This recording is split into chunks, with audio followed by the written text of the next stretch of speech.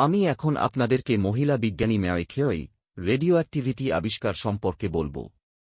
মানব সভ্যতার ইতিহাসে এমন কিছু বিজ্ঞানী আছেন যাদের আবিষ্কার পৃথিবীকে নতুন দিক দেখিয়েছে। সেই মহান বিজ্ঞানীদের মধ্যে একজন হলেন ম্যারি কিউরি। তিনি ছিলেন বিশ্বের প্রথম মহিলা বিজ্ঞানী যিনি 2 বার নোবেল পুরস্কার পান এবং রেডিও অ্যাক্টিভিটি আবিষ্কারের মাধ্যমে আধুনিক বিজ্ঞানে বিপ্লব ঘটান। ম্যারি কিউরি জন্মগ্রহণ করেন 1867 সালে পোল্যান্ডের ওয়ার্স শহরে। ছোটবেলা থেকেই তিনি পড়াশোনায় অত্যন্ত মেধাবী ছিলেন। পরে তিনি ফ্রান্সে পাড়ি দেন এবং সেখানে তাঁর স্বামী পিয়ের কিউরির সঙ্গে একসঙ্গে গবেষণা শুরু করেন। তাদের গবেষণার ফলেই রেডিও অ্যাক্টিভিটি নামক এক নতুন প্রাকৃতিক প্রক্রিয়া পৃথিবীর সামনে আসে।